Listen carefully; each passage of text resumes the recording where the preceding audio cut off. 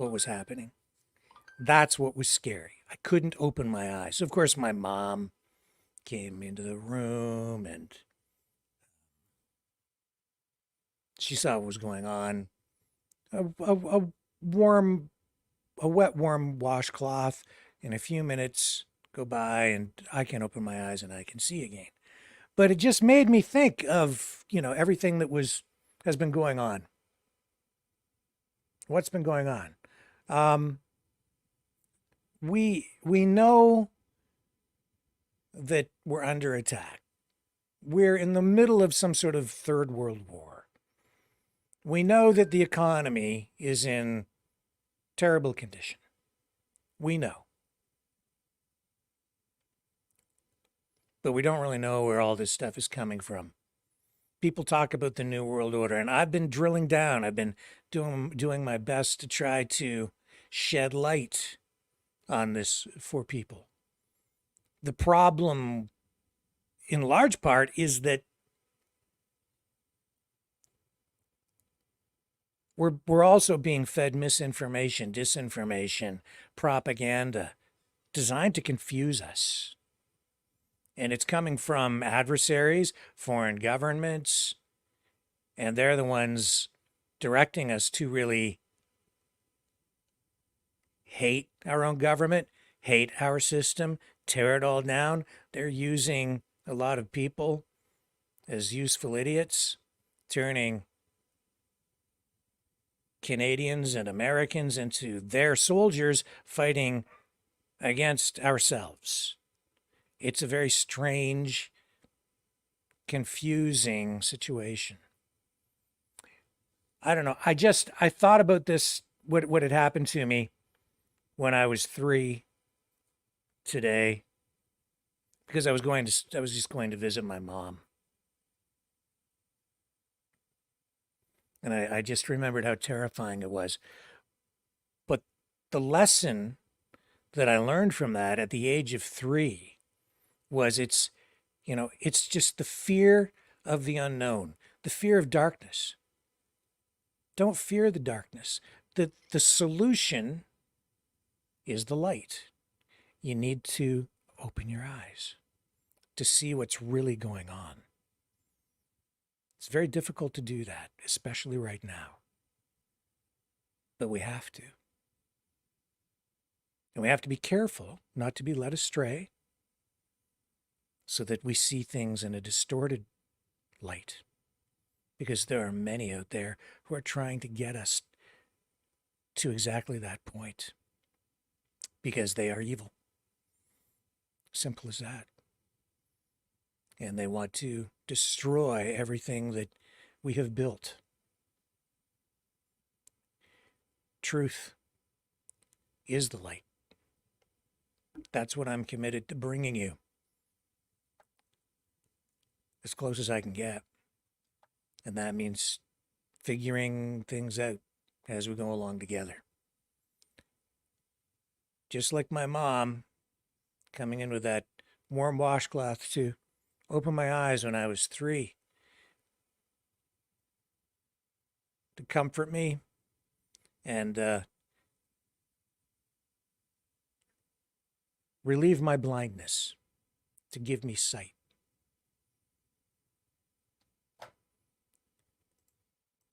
A lot of people saying, I'm awake, I'm awake. I know you're not.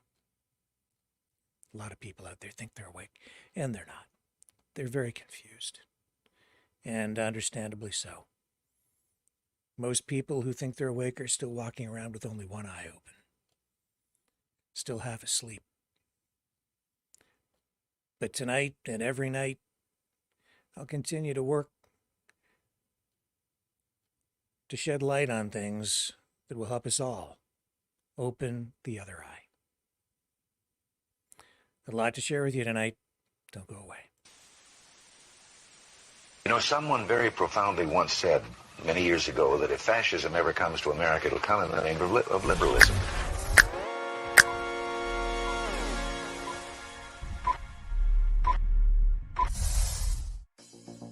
Well, I think it's time we ask ourselves if we still know the freedoms that were intended for us by the Founding Fathers. If we lose freedom here, there's no place to escape to. This is the last stand on Earth. The entire world is watching. Every dictator, every crazy dictator in the world is watching.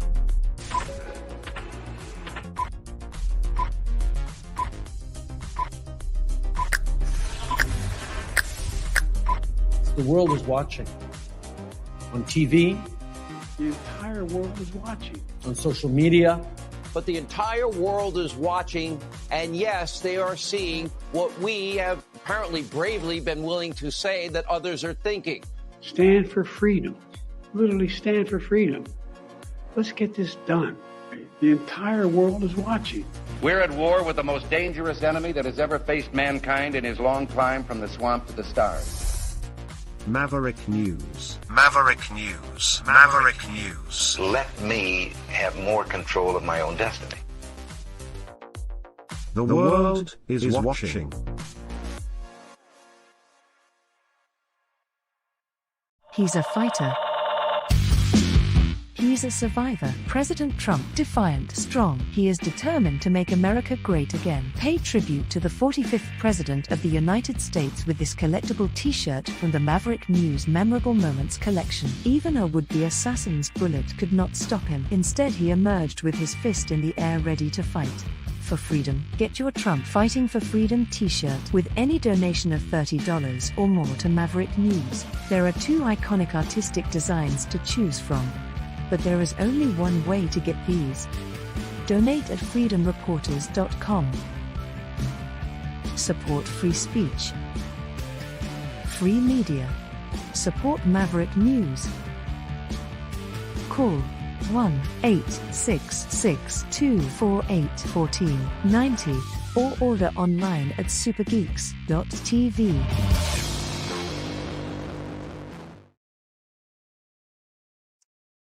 Okay, first up, I guess we should talk about this huge prisoner swap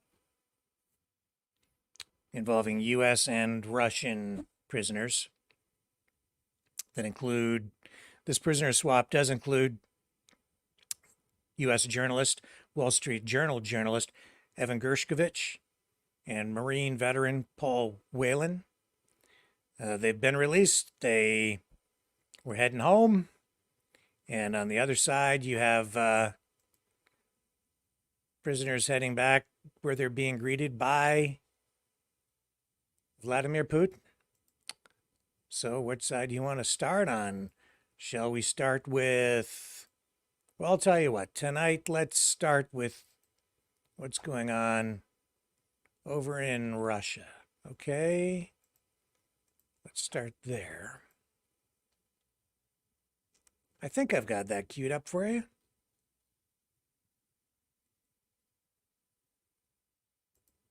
I had, well, here's a photo. So this is Putin preparing to greet the Russian prisoners being released by the U.S.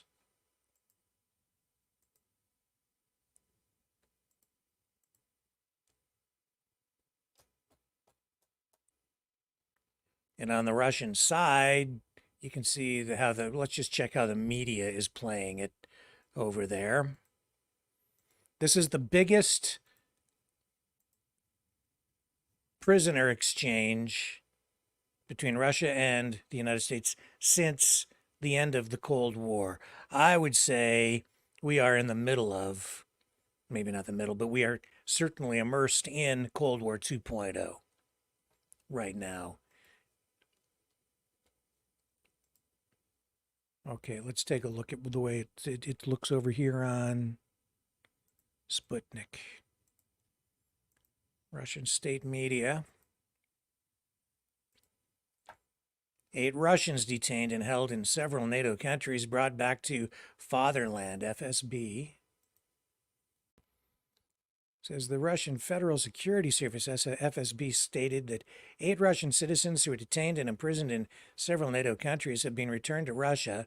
The exchange took place at Ankara Airport in Turkey August 1st today, and also included the repatriation of minor children. The FSB's Public Relations Center announced that 8 Russians previously detained in several NATO countries have been brought back to Russia. Vadim Krazikov, a former Russian intelligence officer, arrested in Germany in 2019 and accused by Berlin of terminating Chechen terrorist Zelimkin Kangashvili on German soil. Also, Ludwig Gish and Maria Mayer, they were arrested in 2022 in Slovenia, accused of being deep cover Russian intelligence operatives. Roman Seleznov, a Russian IT specialist who was accused by U.S. authorities of being a hacker and of defrauding banks of millions of dollars.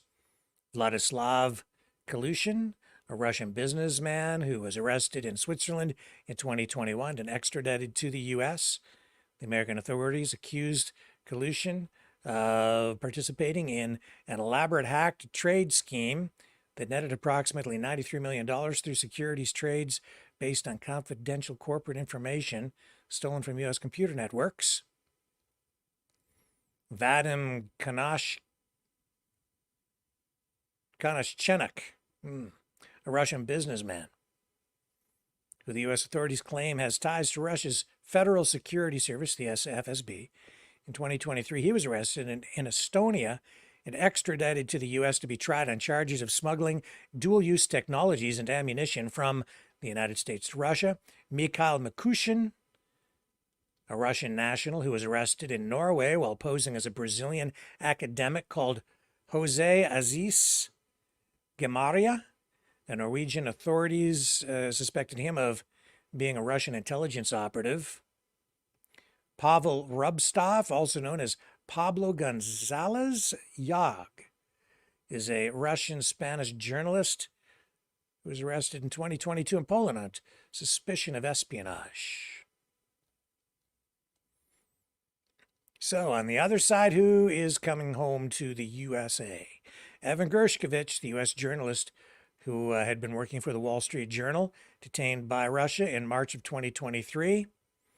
He was put on trial. He was convicted in Russia on charges of espionage. Paul Whelan, Canadian-born, former U.S. Marine, arrested in Russia in 2018, convicted of espionage 2 years later, after sitting in jail for 2 years. And he's been behind bars ever since. Alsu Konomasheva is an employee of Radio Free Europe, Radio Liberty. She was arrested in Russia in 2023 on charges of spreading fakes about the Russian armed forces. Vladimir Kara-Murza, a Russian journalist who was arrested in Russia in 2022 and a year later convicted on charges of treason and spreading fakes about Russian armed forces. Kevin Lick is a citizen of both Russia and Germany who was convicted on espionage charges in 2023. He was arrested in Russia when trying to flee to Germany with data pertaining to Russian troop movements. Dmitry Voronin is a Russian political consultant who was convicted in 2023 on charges of treason for helping to deliver to German intelligence sensitive information about Russian military activities in Syria. Andrei Pivovarov is a former executive director of the now defunct Open Russia, a shady organization established in 2001 by the infamous Russian oligarch and convicted criminal Mikhail Khodorkovsky. In 2021, Pivovarov was arrested in Russia and convicted on charges of cooperating with an undesirable organization. It says here, this is again Sputnik I'm reading from, a number of Russian prisoners convicted on a variety of charges ranging from creating extremist organizations and trying to set up a terrorist network to spreading fakes about Russian armed forces. Ilya Yashin, Lilia Chanisheva, I haven't heard of that person, Ksenia Fedeva, Vadim Ostanin, Alexandra Skochelenko. Also, as part of the deal, Rico Krieger, a German mercenary working for Ukraine who was sentenced to death in Belarus this year after being found guilty of perpetrating an act of terrorism on Belarusian soil. was pardoned by the president of Belarus and released.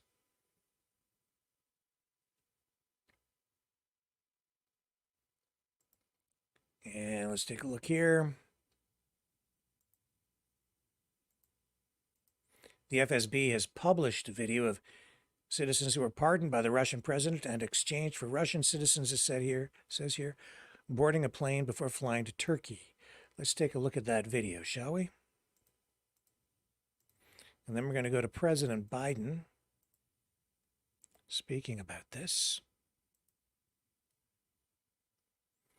And here's the video released by the FSB of these prisoners.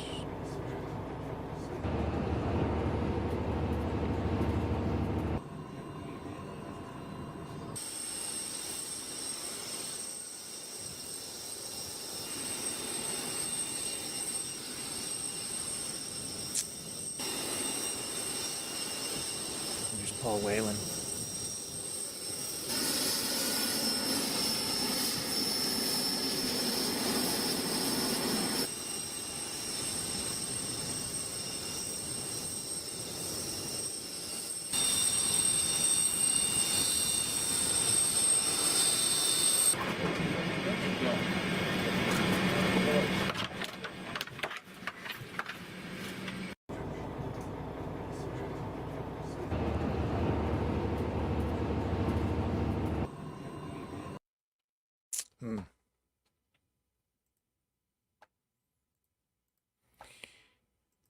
Well, as I say, this is a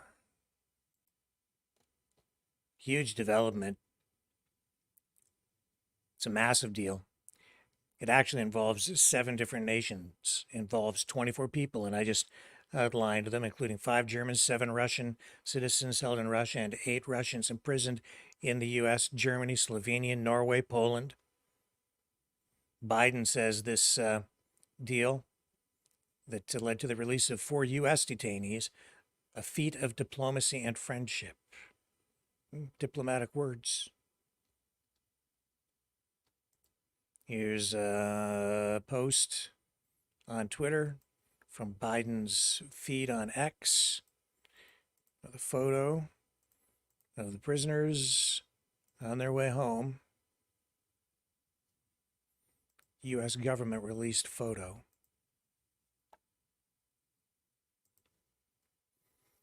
Says here, after enduring unimaginable suffering and uncertainty, the Americans detained in Russia are safe, free, and have begun their journeys back into the arms of their families.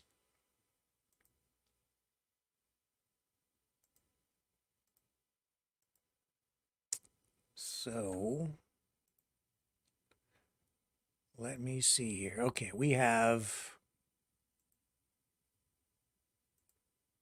I had Biden queued up. Let's go to the White House first. I think John Kirby will speak to this at the White House briefing. Let me bring this up. Here we go.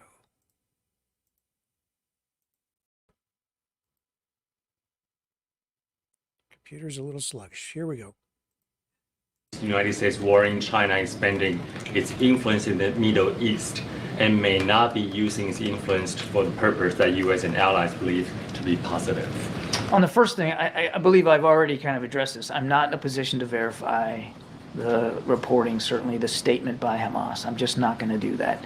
On China, we've said many times, we would welcome any credible role by China or any other nation, whether they're in the region or not, that want to help get involved and de-escalate the tensions and help us bring this war to a close and make sure that Israel's security is guaranteed going forward. Any other nation's contributions that can be done in a credible, transparent, and sustainable way would be welcome. We've simply not seen that coming out of the PRC. In Russia and Ukraine, does the United States know the whereabouts of Paul Whelan? And can you confirm the report that the first delivery of F-16 jets in Ukraine? Look, on your first one, all I'll say is that we have been consistently, since the beginning of this administration, working hard to bring home Americans that are wrongfully detained overseas, and the attention that the president has paid personally to the cases of Paul Whelan and to Evan Gershkovich from the Wall Street Journal is very, very high, as is the whole team, and we continue to work at that very, very diligently. On the second question, you'd have to talk to the Ukrainians. I'm certainly not going to talk about weapons capabilities. I will only add that, to remind, as we have said and said at the NATO summit, that the process of providing F-16s to Ukraine continues to move forward. We've said that they will be operational by the end of the summer. We have no reason to doubt that. Thank you so much, Karine. Hi, John. On Venezuela, two questions. One about the call with President Lula yesterday. Did President Biden ask anything specific from the Brazilian president, any kind of help to moderate the situation in Venezuela? The president was grateful for the time with President Lula. They obviously talked about the electoral results in Venezuela and our concerns about where that's leading to. I won't go beyond the readout, though, in terms of specific asks. The president was grateful for President Lula's time. And another one, because as you were saying, the United States and other countries like Brazil are asking for the full release of the voting count. But 3 days later, as you're saying, the patience is running out. There is no indication that Maduro will release, giving to this international pressure and release the data. On the opposite, as you were saying, there's violence now. They're persecuting people protesting against the results. So does the U.S. still believe that Maduro can be convinced to release this data? And how long is the U.S. willing to wait? What is the strategy? They need to release it. We've been calling for it.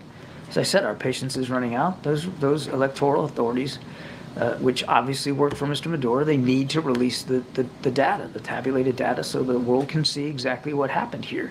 And we're going to continue to call for that. And as for consequences, I won't get ahead of policy decisions that haven't been made yet. Does the White House recognize that Edmundo Gonzalez won the election? Again, we want to see the full tabulated data from the polling places. We want to see something that can be verifiable and can convince not only the United States but the international community about what the results actually were. Okay, a couple more. Go ahead in the back. Okay, let's dip out of that and go over to Biden. We have I have his clip here talking about specifically the prisoner exchange with Russia. And yeah, this is huge news. And then we can touch on some of the other subjects that John Kirby was talking about in his media briefing. Okay, here's Biden. And this is a very good afternoon. A very good afternoon. Today we're bringing home Paul, Evan, Alsu, Vladimir. 3 American citizens and 1 American green card holder. All 4 have been imprisoned unjustly in Russia. Paul for nearly 6 years. Vladimir since 2022. Evan since March of 2023. And Alsu since October of 2023. Russian authorities arrested them, convicted them in show trials, and sentenced them to long prison terms with absolutely no legitimate reason whatsoever, none. Paul, a former Marine, was in Russia for a wedding. Evan, a journalist with a Russian in Russia, was in Russia, signed by the Wall Street Journal. Alsu, also a journalist, was in Russia to see family. All 3 falsely accused of being spies. And Vladimir was a Russian citizen by birth and holds an American green card. He's a Pulitzer Prize-winning journalist and was a pallbearer at my friend John McCain's funeral with me. He spoke out against Putin's regime, and for that he was convicted of treason. And now, their brutal ordeal is over, and they're free. Moments ago, the families and I were able to speak to them on the telephone from the Oval Office. They're out of Russia. Earlier today, they were flown to Turkey, and soon they'll be wheels up on their way home to see their families. This is an incredible relief for all the family members gathered here. It's a relief to the friends and colleagues all across the country who've been praying for this day for a long time.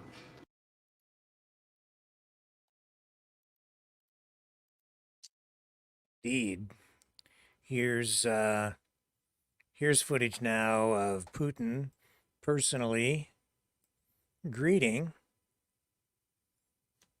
the prisoners who were released and have returned home to Russia. Let's get that footage for you. Here we are. And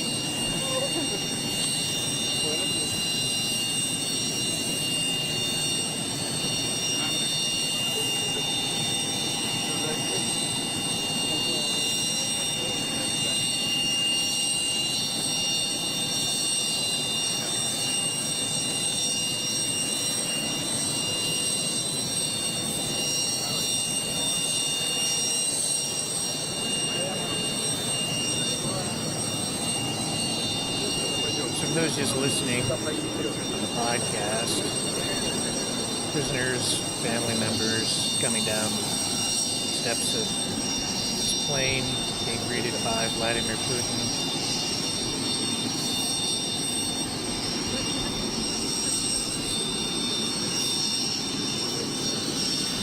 And this video being released by the Kremlin.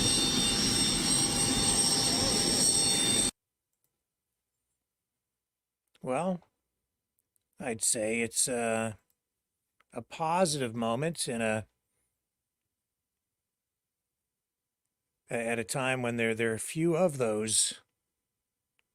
The positive moments are few and far between these days, aren't they?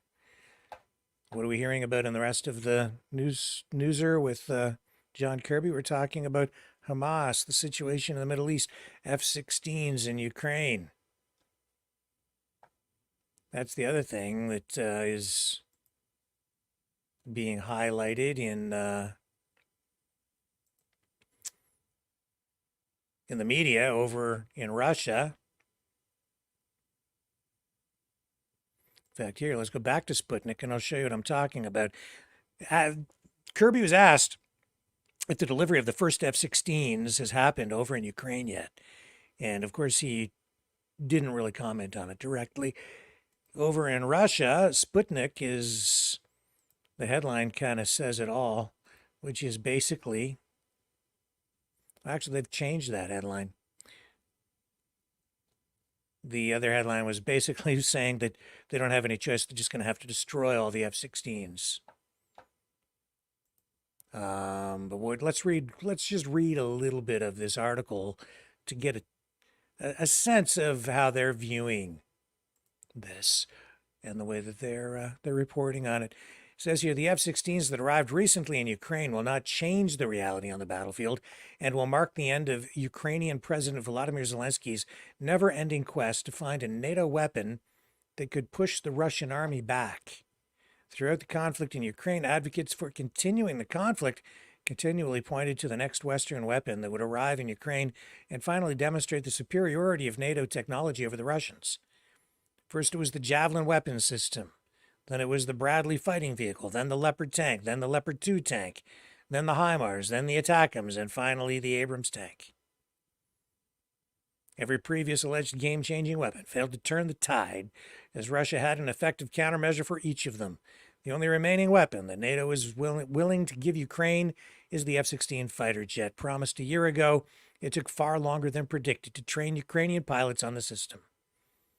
Now that they've finally arrived, it is suspected that Ukraine only received a handful of fighter jets. Previously, Zelensky said he would need hundreds of them to protect the skies over Ukraine. It's unclear what the F-16s will be used for, though Ukraine has claimed they have already utilized them for air defense. It is suspected that they will be used to counter the glide bombs Russia has used to great effect on the front lines. The problem is that the glide bombs cost significantly less than the F-16's missiles, and Russia can produce them domestically, while Ukraine will have to hope and wait for further weapon deliveries, assuming the F-16s survive that long. So skim down.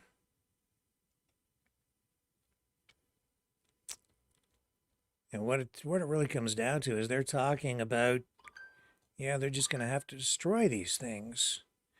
The West doesn't have any more weapons to give, and Ukraine doesn't have any troops to operate the weapons. It says the only option left for Ukraine is to sue for peace. But they're refusing because Zelensky's publicly stated goal is to basically get NATO to unite behind this peace plan he proposed 2 years ago, which is essentially Russia surrenders and we win, which is ludicrous and is never going to happen. This is a quote from...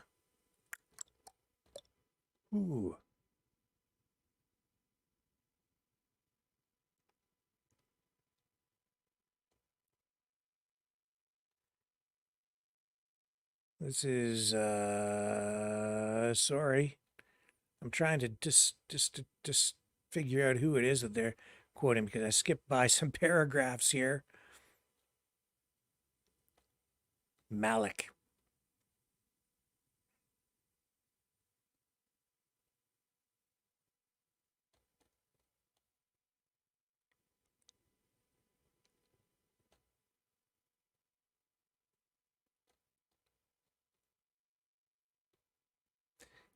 So that's the Russian take.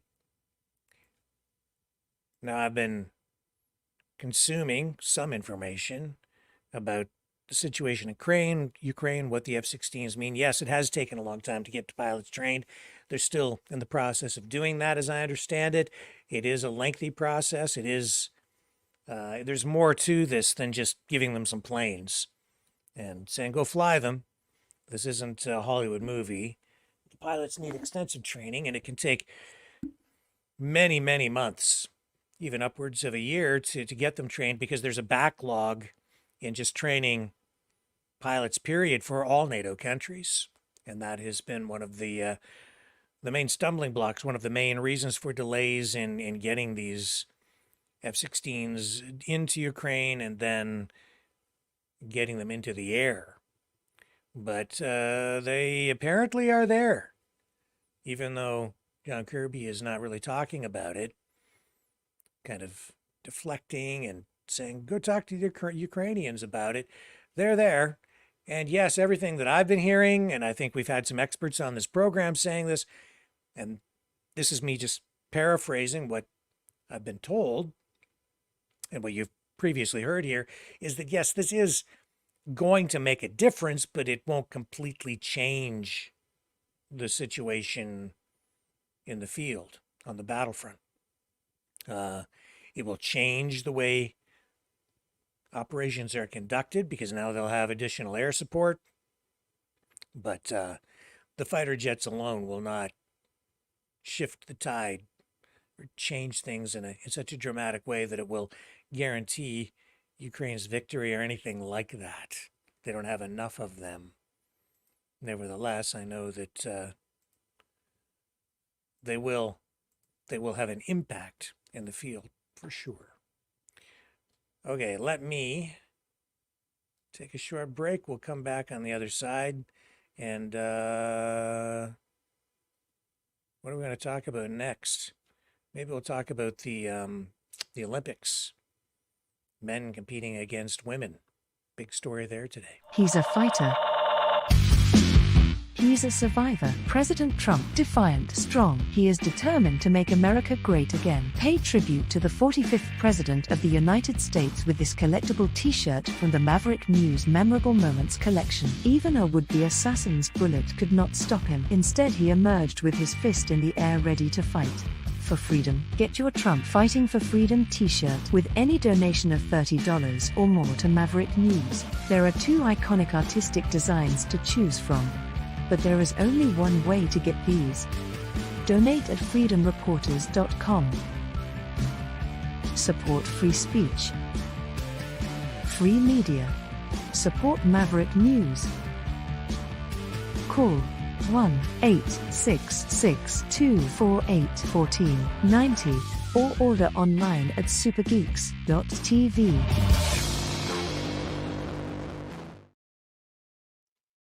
Okay, and before we get to all of that, yes, indeed, they are printed. They are ready to begin shipping out.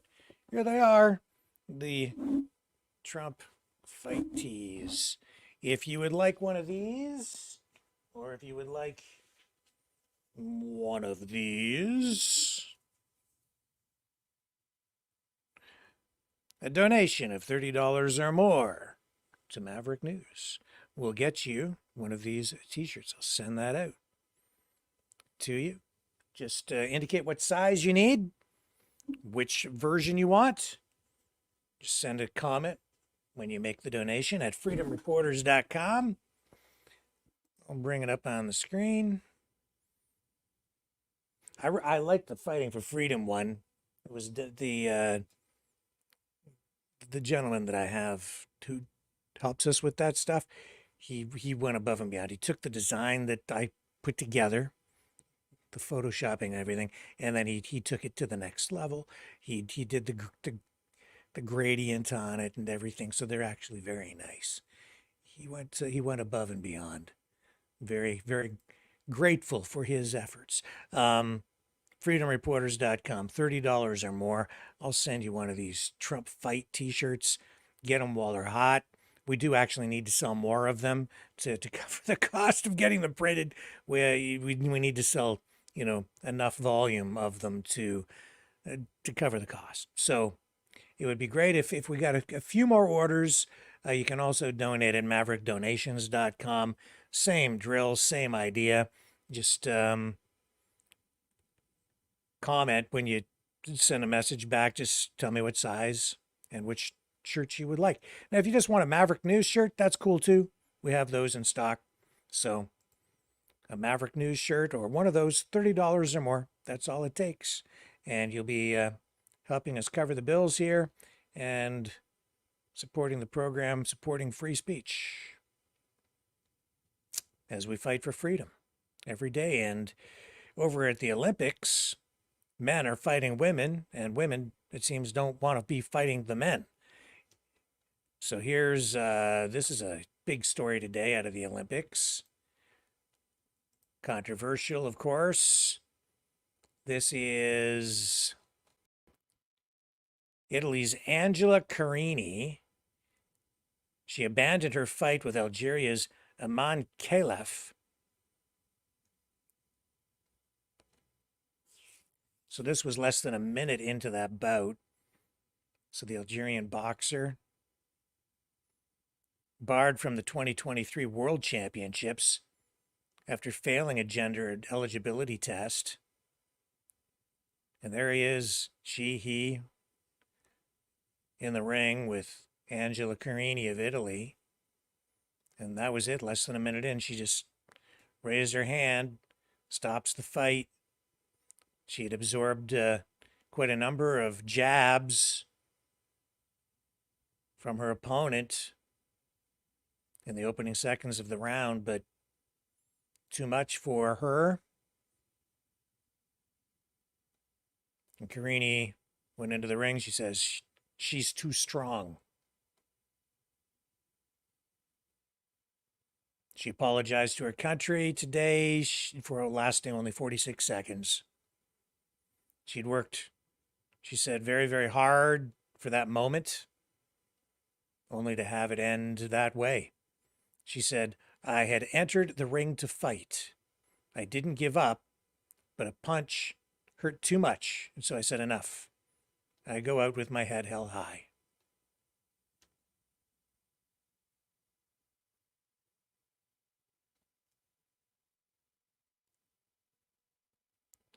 This is an issue that is not going away. We're going to be hearing more about this. Politics, social engineering in the ring. That's what you're witnessing at the Olympics. Sad.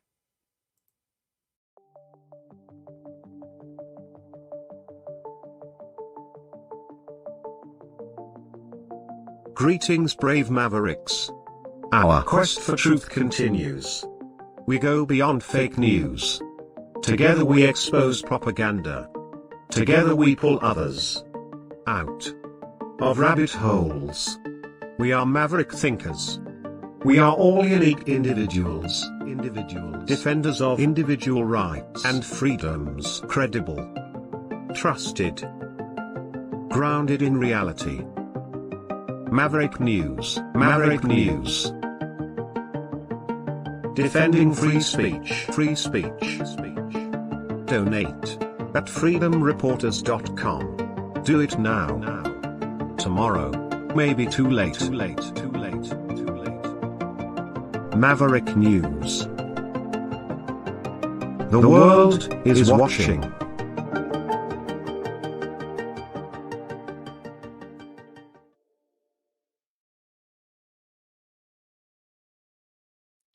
Check out this post tonight from the David Suzuki Foundation. This is about the wildfires out in Jasper, Alberta, where we saw 1/3 of the community of Jasper destroyed when the wildfires there made their way right up to the edge of town and then into town, into the community. And this is what the David Suzuki Foundation has posted. Here, let me just pull it down so we can read the caption. We are all feeling shocked and saddened by the destruction of Jasper. In response, dozens of Canadian climate organizations are urging provincial and federal politicians to take action on climate change, starting with reducing emissions from the fossil fuel industry, of course. And this is the video footage of wildfire destruction in Jasper. From, what was the credit given? Jasper Pizza Place. Political leaders hold the oil and gas industry accountable for their role in the climate crisis, it says.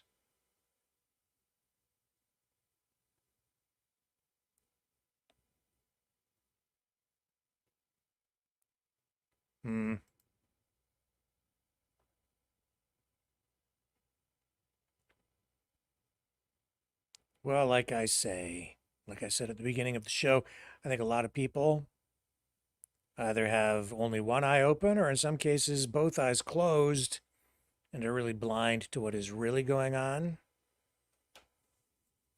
Just my personal opinion. I just don't think this is so much a climate change problem.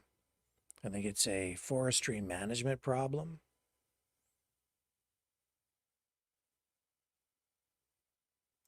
And I think there are other issues that have contributed to what we've seen in Jasper. Let's go out to Alberta, where officials there are giving us this update today on the relief efforts and what firefighters are doing to put those flames out, because the fires, of course, are still burning. And here we go. We're here in Hinton today to talk a little bit about the Jasper wildfire. This fire, of course, started and escalated very quickly. Alberta was there to help Parks Canada with that fire right from the start. And maybe I should mention here, I'm joined with Mayor Ireland here and Minister Jason Nixon here too. And I believe our federal counterparts will be here shortly. Again, as we've gone through this fire, we've had a couple days of decent weather that have helped suppress the fire a bit, but now things are warming up and the temperature's rising and the fuel is drying out, and we're going to see escalated fire activity as we go into the next few days. And I know the people in Parks Canada and supported by the Alberta Wildfire are going to do a great job with that. There's a lot of work to do. This fire is huge. It's probably the largest wildfire that Jasper Park has seen. And again, Alberta Wildfire is here to support in any way that we possibly can to make sure that we reduce the likelihood of that fire returning back to the town of Jasper, which at this point is still a possibility. We need to make sure that we get that work done around the town of Jasper to make sure that we can keep the rest of the town safe and, of course, get residents back into the town as quick as possible. So I'll turn time over to Minister Nixon to add a little more. Well, thanks, Mr. Lowen, and thanks for all the hard work of you and your team, as well as the National Park Service in the town of Jasper. It's my first chance to get here to Hinton. Obviously, I've been working with our team to manage some of our end of this from the social services sector in Edmonton. The first thing I would like to just remind everybody through the media, if I could, is around evacuation payments. We've been able to, one, make evacuation payments for the Jasper evacuation available quicker, where we would be past that timeline anyway, where it would have been available.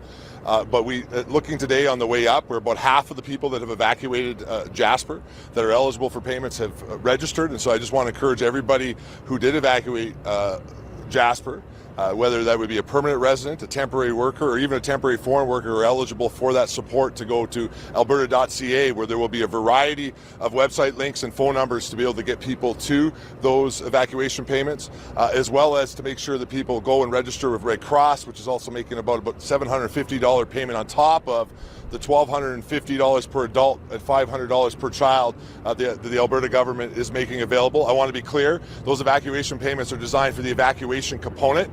This is not what is going to take, obviously, to be able to support everybody as we go through the full rebuild of Jasper. But I do think it's important that everybody knows they're entitled to that. The government wants to help. And if you go on that process, you will find a variety of ways to do that, either through our offices, online, or through different phone numbers, and we'll get you the support that you need. At that same website, we also have available other emergency supports beyond that for people that may find themselves in some circumstances as they're waiting for insurance and those type of other conversations to take place to get help. The reason I'm here today is we've been working to be able to get our seniors back onto this side of the line into Alberta. My department, the Department of Seniors, Community and Social Services, has several facilities that were in Jasper. Some of them are, one of them did not survive. The rest appear to have survived, though we still have to continue to work to get permanent electricity to be able to fully understand the context of what's happening in those other two facilities. But most of our seniors had to evacuate through Valmont into the BC side when that evacuation was taking place. And so we've been working very closely to stay in contact with all of them. Many of them will be at different levels of healthcare needs. And so it was a high priority, I know, for all of us to be able to make sure that they were safe. Tomorrow, we will start to bring our seniors back across the line. Most of them that are in Valmont right now staying in hotels, so they will come through the park, not the town site, and then come here to Hinton. And then we'll go to a variety of different services depending on what their needs are. I was just touring just a few moments ago one of our senior facilities here in Hinton that is ready to take some of those evacuees. We will have, again, 18 continuing care patients, which would be the highest level of medical care that would be needed within our senior type of conversations that are coming back in, and then we'll go into an Alberta Health Services continuing care facility and continue to receive the care that they would have been receiving in Jasper. I will note the continuing care facility in Jasper, it seems to still be intact. It's actually attached to the hospital. And then we will have 15 of our self-contained seniors, what I mean by self-contained, living in self-contained government housing in Jasper that have a pretty high level of independence. They've been in Valmont in hotels. They are coming back here to Hinton tomorrow, and will be staying in hotels that have already been arranged for them. And then on our kind of between independent living and continuing care is our lodge space. The lodge did survive, but obviously we need to get those individuals back onto this side of the line, and we will be bringing 15 of those individuals back. That will leave 17 that are deciding to remain with family for the time being, but we've been able to make sure that that space is available depending on what those individual family circumstances will be. It remains the highest priority of the Alberta government and Alberta's emergency cabinet. I also think, and I hope, certainly the National Park Service and the federal government, to also get all Jasperites an opportunity to get back into the town. It's our view that it has to happen as soon as possible. The Premier brings it up every morning when we meet, and we are working diligently between all levels of government to be able to make sure that we have access to at least a bus tour as soon as possible. What we learned with both Slave Lake and Fort McMurray is the quicker that we can get individuals home to be able to see what has taken place with their property, the quicker we can start things like insurance and other critical components to really rebuild the town. And so we're conscious with the fact that we're bringing seniors back through the park, that lots of people from Jasper are going to start to ask the government, why can't I go see my home? And we think it's a very reasonable conversation. It has to happen safely, but I do want to reiterate as the position of the Alberta government needs to happen quickly, and we'll be pushing for that to happen shortly within the coming days. So it's good news, more people returning to the province. There's a lot of work still ahead of us, and we're going to continue to be here on the ground to be able to make sure we can support Jasperites with everything that we can. And with that, I think I'd be happy to turn it over to the Mayor. Thank you, Minister. Good afternoon, everyone. I'd just like to begin by acknowledging Minister Guilbeault, the federal minister responsible for Parks Canada. Minister Randy Boissonnault joined us today. And with Minister Nixon and Minister Lowen, we've just had another briefing in the command post. It is a conversation that sadly I've had before. These ministers are hearing it for the first time, and it is as jarring as ever to be confronted with the reality. And I regret that not all of our residents are privy to the same information. It's just a consequence of the reality of the situation. But be assured that all of us understand the impacts, and having seen the maps and visualized and heard from those on the ground what actually happened, it better equips all of us to confront the continuing efforts to suppress the fire, to get our citizens back into their community and to start to rebuild. I appreciate that for so many of our residents, they want to get back and see their homes. I have had that opportunity, as you know. It is jarring, but it is also part of the healing journey that we will all have to go through. And so we are working on that, recognizing that there is still fire on the landscape.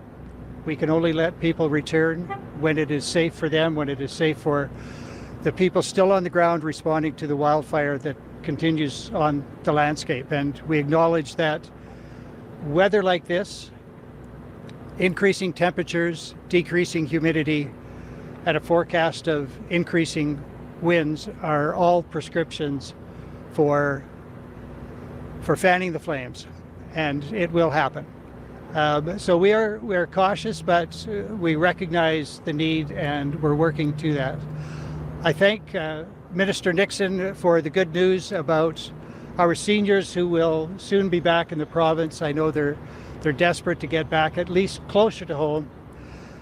And as I say, others are looking for an opportunity to get back to Jasper, to at least see their homes, particularly those who have lost them, and to see for themselves what that looks like, and to begin that difficult process of coming to terms with the loss. And I am happy to announce today that that has been now confirmed. I cannot give a timeline again for re-entry for that limited purpose for residents to see their homes, but I can confirm that our hardworking crew in unified command, that is the municipality of Jasper working hand in glove with Parks Canada, have developed plans that will allow our citizens to return to the community in a supervised fashion to see their homes. I thank the province of Alberta Emergency Management will provide the logistics for those visits. And so again, all jurisdictions working together are going to ensure that we can allow this to happen when conditions permit it to happen safely. And so I thank the Minister on behalf of Parks Canada for his efforts on that behalf. I thank the province, Minister Nixon and Mr. Lowen for their efforts, and of course I thank our own municipal crew as part of Unified Command for their deep understanding of just what our community continues to go through as this incident continues. With that, ending on that, what I hope is a little bit of helpful news. I invite Minister Giroux and Minister Boissonnault to the microphone. Thank you very much, Mr. Mayor, Minister Lowen, Minister Nixon, my dear friend and colleague Randy. It's a very humbling experience to be here and to witness firsthand the level of collaboration between the officials from the City of Jasper, officials from Government of Alberta, as well as federal government, whether it's the Canadian Armed Forces and obviously Parks Canada. As minister responsible for parks, it gives me incredible pride to see all of the hardworking people and all of the work that has been done. I've had the chance to speak to many over the course of the last week and some days, video conferencing on the phone, but it's the first time for me to meet some of them face to face. And on behalf of all the federal family, on behalf of Canadians from coast to coast to coast, I want to say thank you, especially to Parks Canada staff, but obviously to everyone who's helped save the City of Jasper. The City of Jasper is arguably one of the best prepared town in the country to face the type of wildfire we've seen. The city officials, working with parks, working with Alberta officials, have been putting in place measures to try and limit the potential impact of forest fires for decades. It's what we've been doing in Jasper since the late 90s that have led to what is now a national program called Fire Smart, which we're replicating all across the country, removing dead trees, thinning, doing landscaping, replacing conifers with deciduous trees to try and minimize the impacts of a potential forest fire on a town like Jasper. And the fact that all of these things were done have helped to save large parts of the city. Have we not done that, there would be no more Jasper today. This jewel that we have as part of the National Parks network would be simply gone. And for that, on behalf of the federal government, I want to say thank you to all of the hardworking people who've made that happen, certainly in the last week and a half, but also over all these years. I came from Edmonton this morning with the mayor. We're working together to see how the city and parks, as well as with the Alberta government, we can work as seamlessly as possible in terms of the recovery. I've spoken with insurance industry officials to make sure that we on the federal side do everything we can to accelerate the process so that people can get their claims processed as rapidly as possible. I want to reiterate that all leases that are in place right now will remain. There will be no changes to that as far as Parks Canada is concerned. We will be there to help the Jasperites, the people of Jasper, rebuild as rapidly as possible. Unfortunately, our main priority right now remains the fact that although fires are no longer present in the town, there's still fires around the town. And that's the number one priority. Making sure that we get those fires under control, continue to protect all the infrastructures, especially the critical infrastructures in the city of Jasper. And then, as the mayor said, as well as ministers from Alberta, work on a scheduled re-entry for people to go back as rapidly as possible. So thank you very much, and I'll pass. Okay, that's enough. That's enough. Let's take a break. Gibo.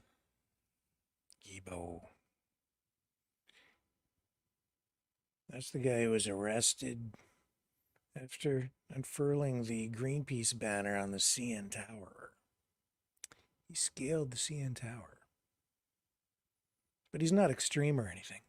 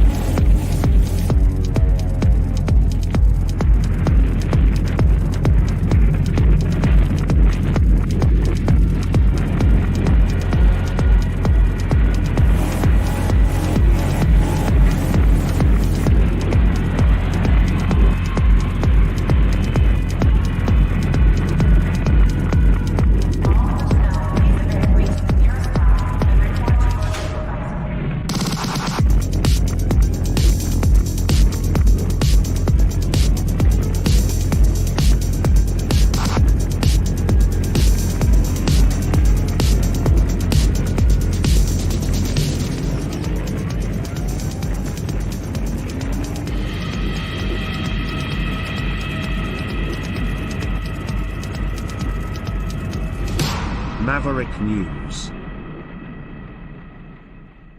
The world is watching.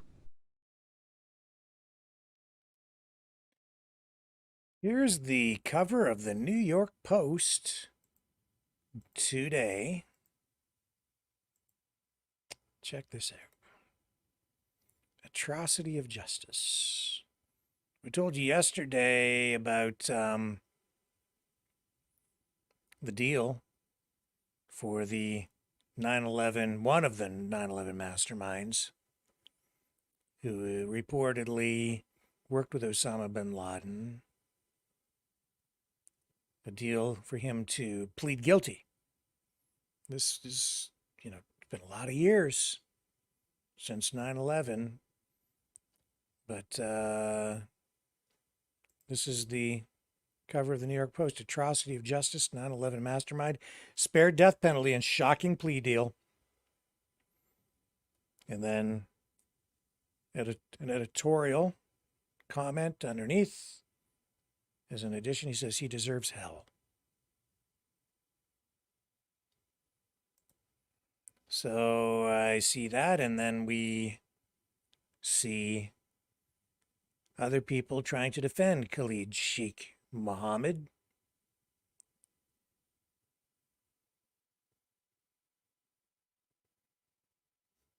Two very different points of view, and things have certainly changed since 9/11.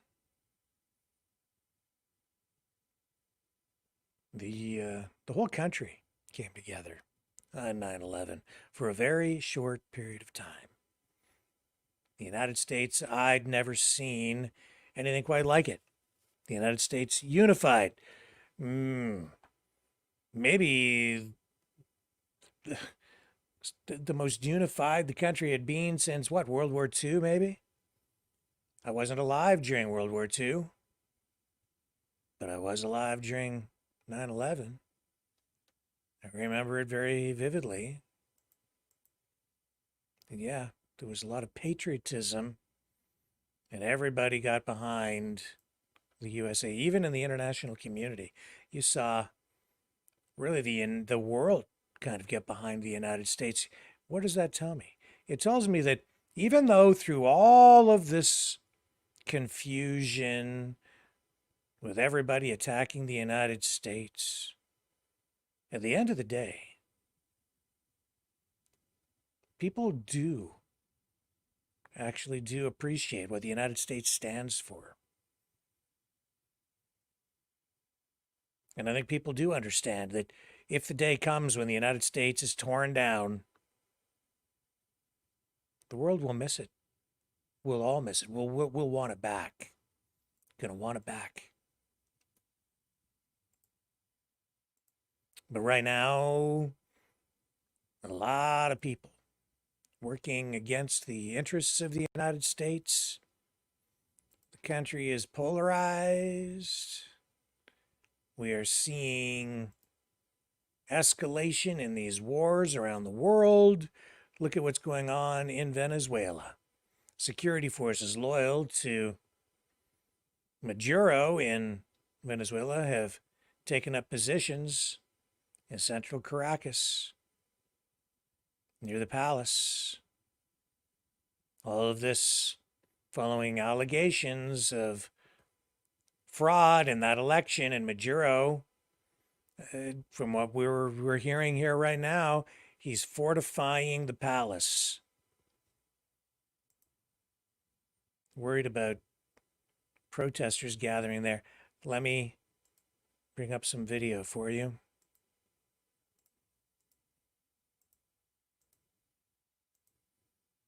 And we just saw John Kirby, heard from John Kirby, saying they want receipts on this election. They want the data so that they can get something that is verifiable to determine which side actually won the election. Here's what it looks like.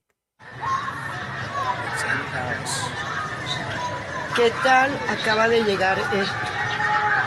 Miren esto. Massive protests. Qué horrible. No puedo ir al balcón porque me da miedo. Voy a dejar ya de grabar.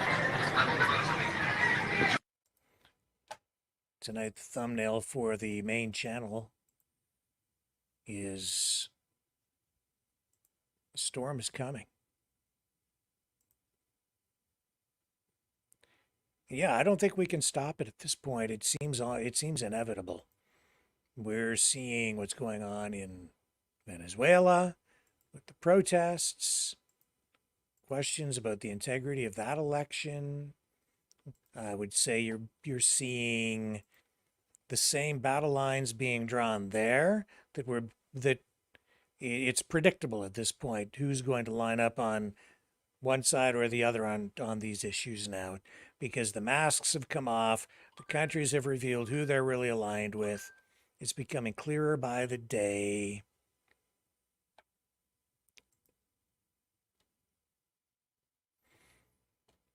And Nicolas Maduro is blaming the unrest in his country, not so much on, well, it is all about the election integrity, but he's saying it's because of far-right conspiracies.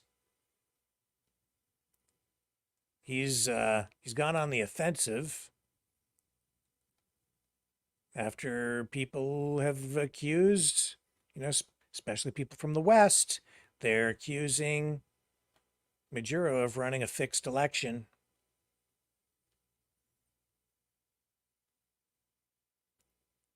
He has come out swinging, saying that his presidential rival, Edmundo Gonzalez Urrutia,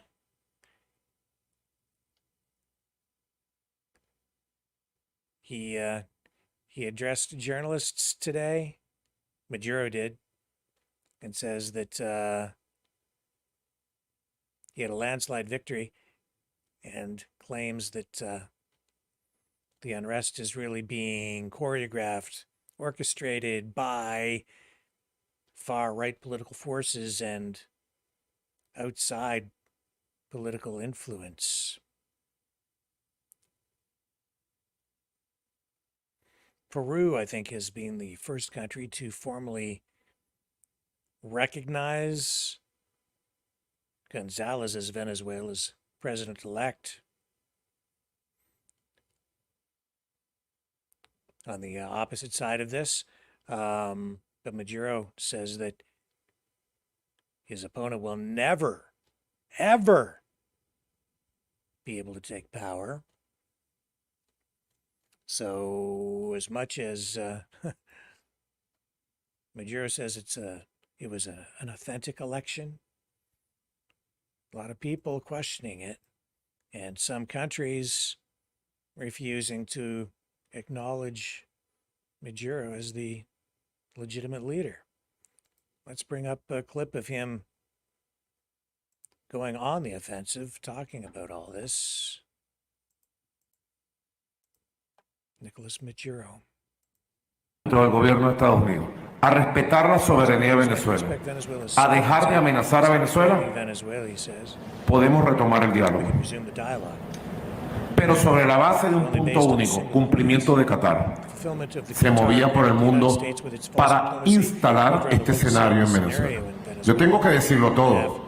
Nosotros negociamos de buena fe con Estados Unidos. Estados Unidos no cumplió nada. Son unos mentirosos y farsantes. No tienen palabra ni cuando la firman. Lo que estaban aprovechando las negociaciones para echarnos tierrita en los ojos. Casi el 80% de los migrantes que aceptamos que regresaran en vuelos de Estados Unidos están en el ataque criminal, han sido capturados. En Nueva Esparta, por ejemplo, todos los que fueron capturados de los destrozos, todos vienen entrenados de Chile y Perú, centros de entrenamiento en Chile y Perú, y regresaron. No son de Nueva Esparta, son de estados orientales, de Sucre y Anzoátegui, y regresaron al país hace 15 días. Señor González Urrutia, señora Machado, estos son sus tropas, ¿verdad? Estos son sus comanditos. Este es su plan pacífico. ¿Puede esta gente gobernar Venezuela? ¿Qué haría si toma el poder político? Las cosas que he explicado aquí y que seguiré explicando. Por ahí algunos voceros de la derecha, Juan Pablo Guanipa y otros más, Han hablado de repetición de And others have elecciones. spoken to repeat the election. ¿Qué es eso? What do they mean? Gané la partida de I won the dominó game of y pido que dominoes. se They're repita. asking for a rerun. Algo así como que estamos jugando Like dominó, we're yo playing gano. dominoes. I won. Que se repita esto, Saying, por repeat favor. this, please. Somebody wants a redo. Do over.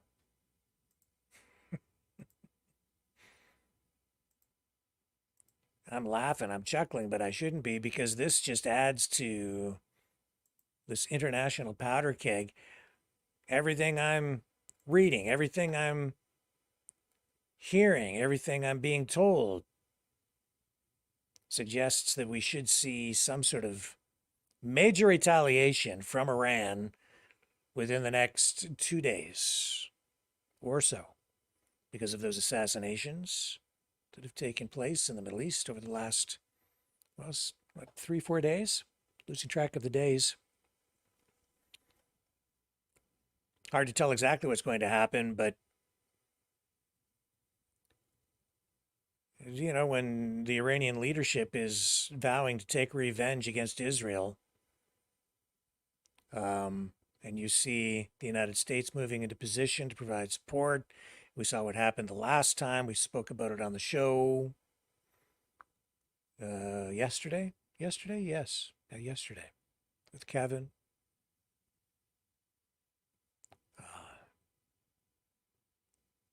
When Iran retaliated the last time, a couple of missiles got through.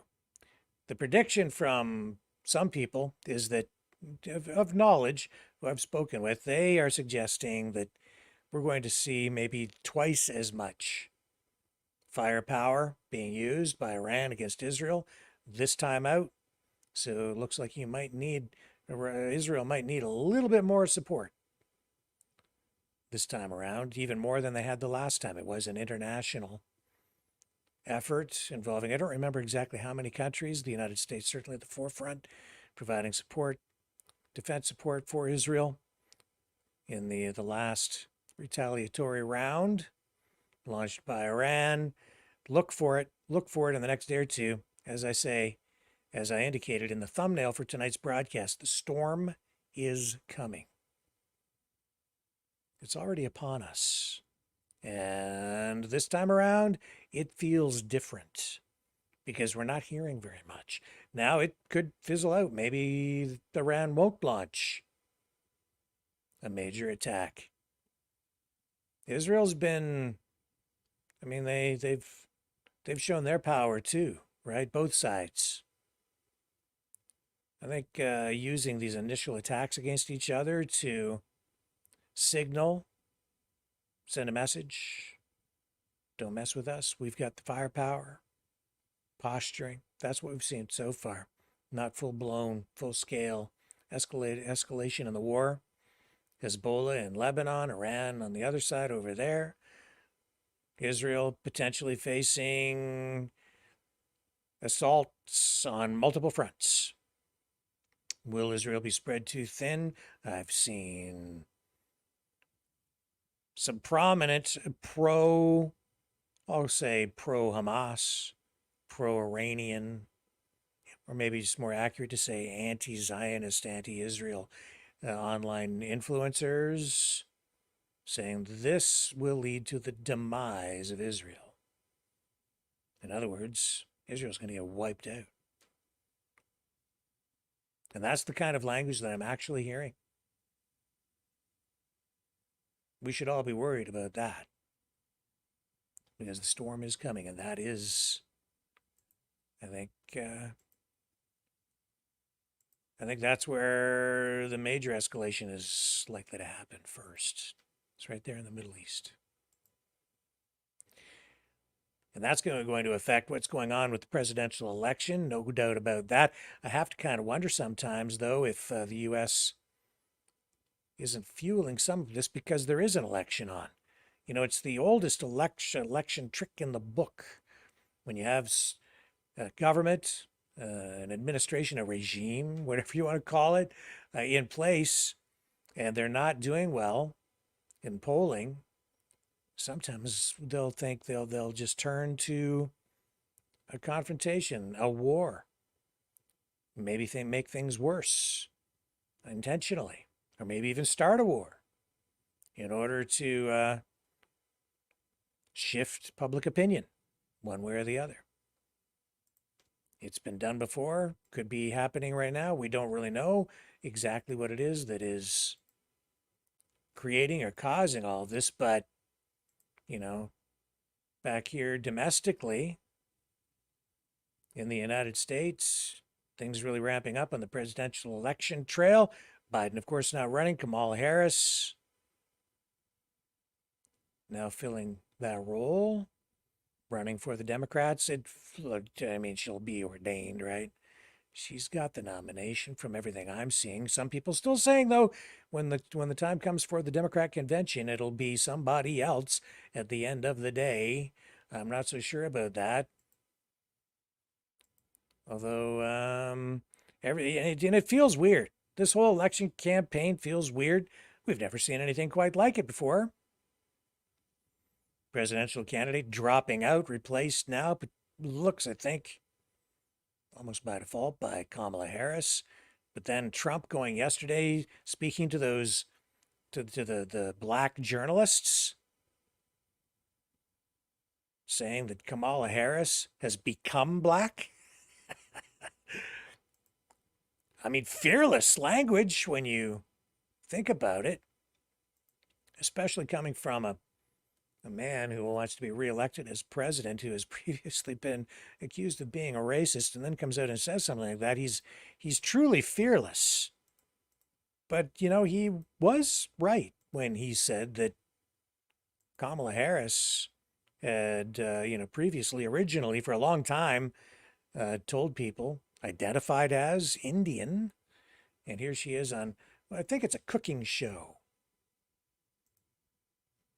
Anyway, listen to this, and you tell me, is that not exactly what she's doing here? Okay, so what we're gonna cook today is an Indian recipe. Yes. Because Yes. you are Indian. Yes. Okay, and I don't know that everybody knows that, but I find that wherever I go and I see Indian people at the supermarket, on the street, everyone's like, you know, Kamala Harris is Indian, right? It's like our thing we're so excited about to have you running for president. Yeah.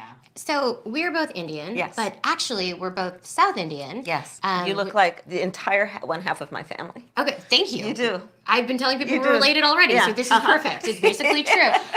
And so were you raised eating South Indian food? South Indian food. Okay, so what we're gonna cook today.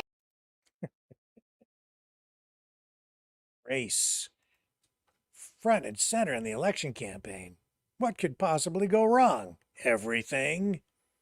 It isn't just on the U.S. side, though. This threw me for a loop. I have to say, this next thing. It's kind of gross what I'm about to show you, so viewer discretion advised. Is advised. The video is shocking enough. But what Maxime Bernier of the People's Party of Canada added through his comments on X, I never thought I would ever see in my lifetime the use of this kind of language on the political scene. I think that I thought that we had gone past that. I'll show you what I mean. It just shows you how everything has deteriorated, not just in the country, but on the political landscape. Canada, only about maybe a year away from the next federal election. Everything's ramping up for that, and maybe even less than a year.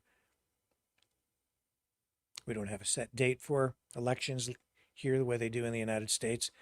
Maximum amounts of time, but because of our parliamentary system, we never know exactly when an election might be called. But that's not the point here. The point is, this video I'm about to show you is shocking. What Maxime Bernier says about it also shocked me. One word in particular. First of all, let's take a look at the video. Okay. This is, where'd we go? Right there. Okay. Pull this over so we've got it. This is supposed to be someone coming from another country to Canada and defecating on a sidewalk. Okay, here it is. Let's take a look. Oh my God.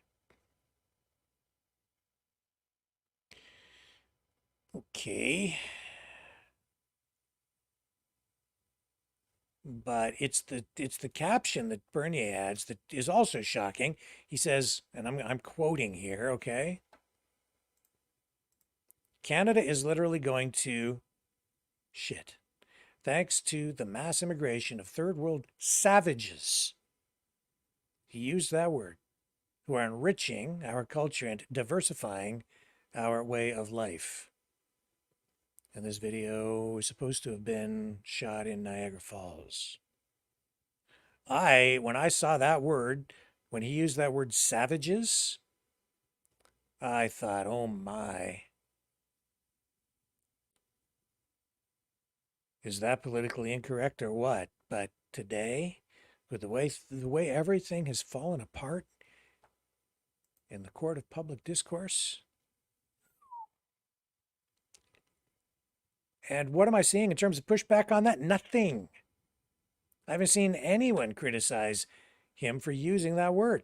But that is a word that goes back to the earliest accounts of people recording events during the earliest years of Canada and prior to the actual creation of Canada, referring to Indigenous peoples here. Today, the use of that word considered to be very racist, pejorative, very negative. But I don't really like it.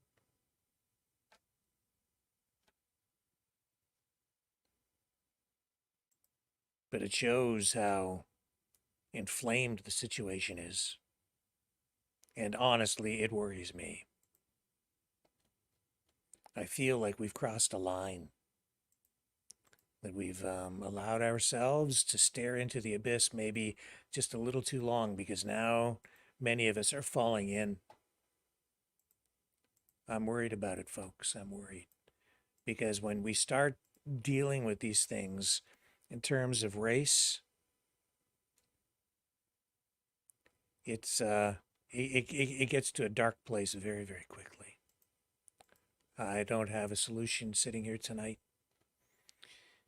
This has accelerated at such a rapid clip that I don't know where we're going to end up. But I'm very afraid. Really afraid.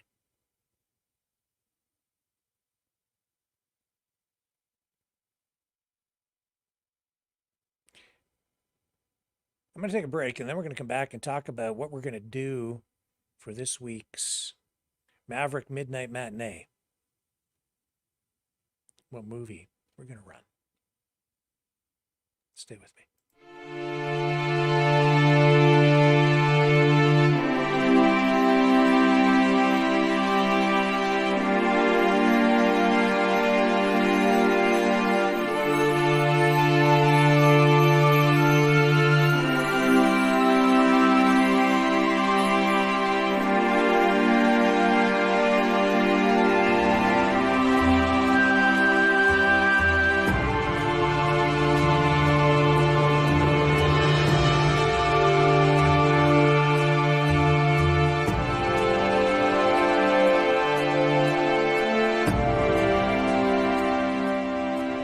Maverick News. The world is watching.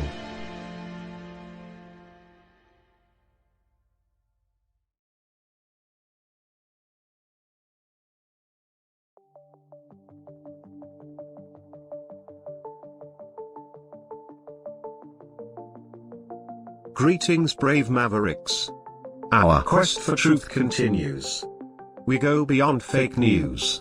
Together we expose propaganda. Together we pull others out of rabbit holes. We are maverick thinkers.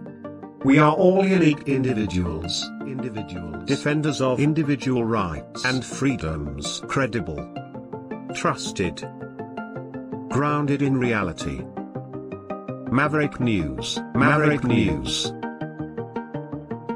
Defending free speech, free speech. Donate at freedomreporters.com. Do it now. Tomorrow may be too late. Maverick News. The world is watching.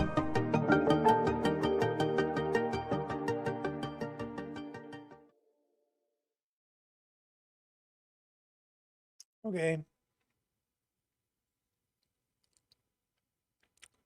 All right. Let's I've picked a movie for tomorrow night for the Maverick Midnight Matinee. I'm going to let you guess before I show you what it is. And I'll give you a clue. It's old. It is it's got everything you're going to want. Because it has vampire zombies. It has a virus. It has a horror element to it, a science fiction element to it. It's a drama. It's not a documentary, although some might argue that it is a documentary acting as predictive programming from many years ago. It is a movie that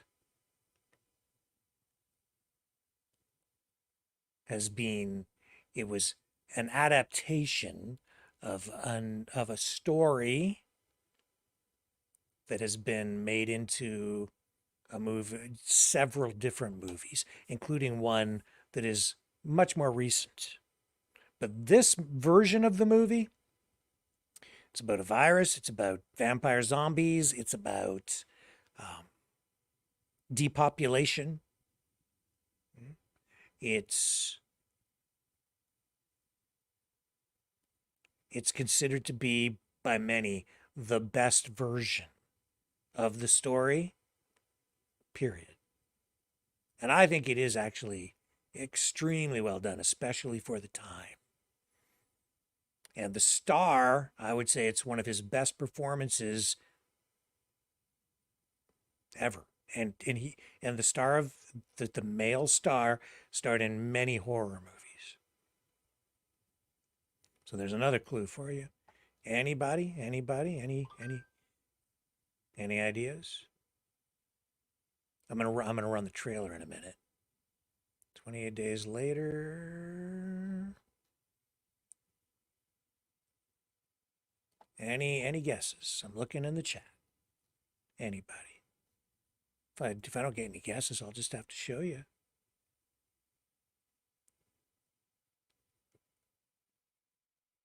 Ah, Halo. Yeah, Vincent Price. Yes, that's right. Vincent Price. Yeah, Alicia, that's right. Vincent Price. It's a Vincent Price movie. And anybody else? Anybody else? You're very, very warm. No, it's not Land of the Living Dead, Linda. Although we're going to run that one of these days. Frankenstein, Decipher Loop says nope. Nope. It is a Vincent Price movie. I won't keep you in suspense too long.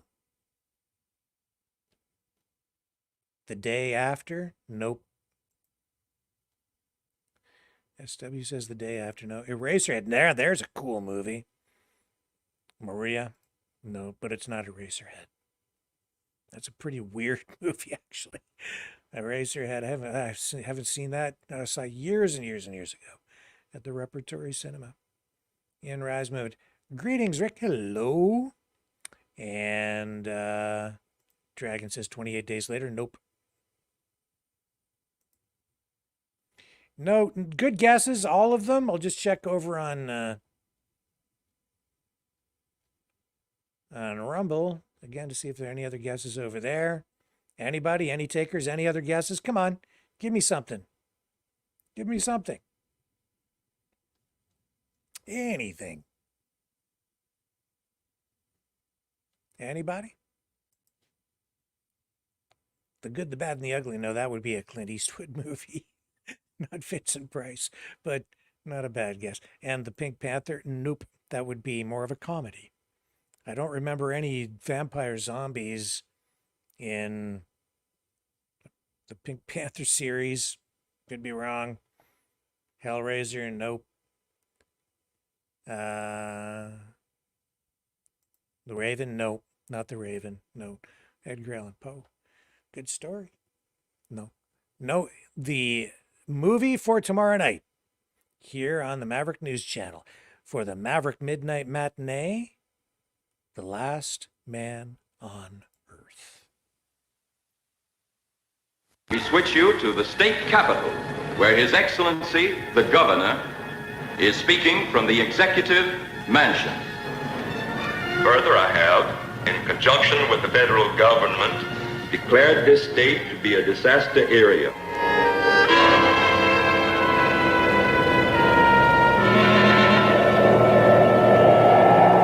I was sent to keep you here until they come. to kill me.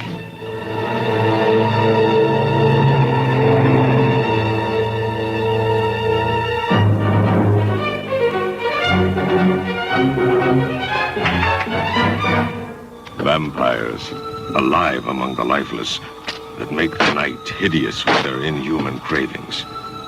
If they are not destroyed in the flaming pits of hellfire, or staked to the ground in the light of the sun, will the unbelievable become real? A world of inanimate zombies by day, irresistible, horrifying attackers by night. Can a zombie woman's hunger for love repopulate the earth?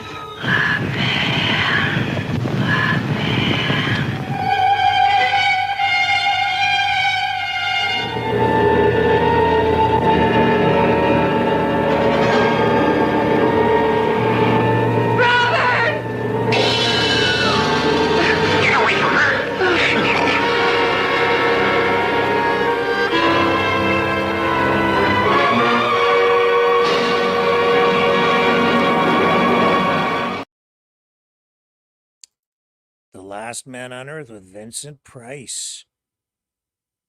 There you go. It's got everything. It's got a virus. It's got depopulation. As I said, it has vampire zombies. And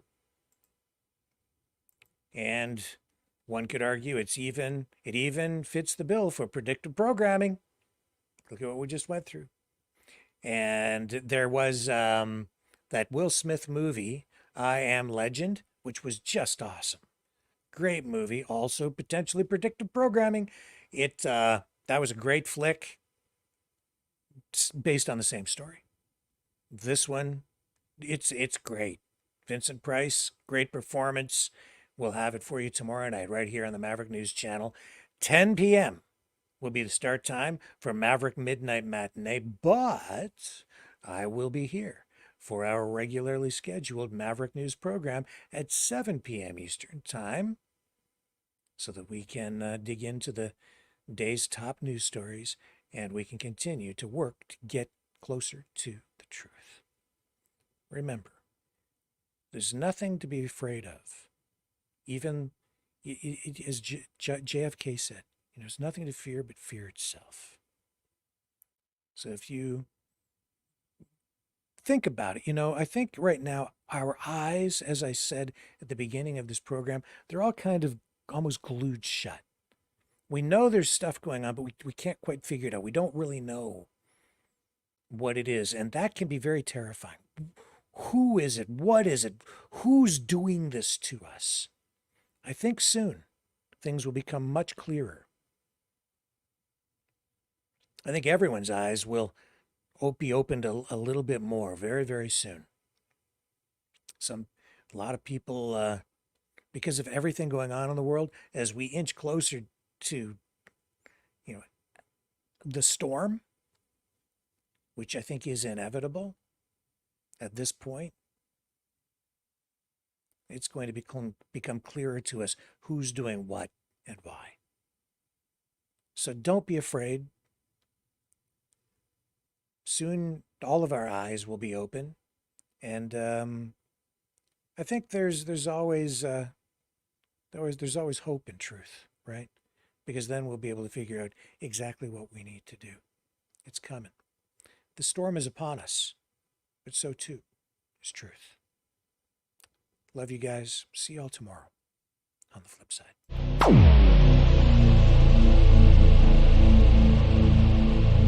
This has been a Maverick Multimedia production.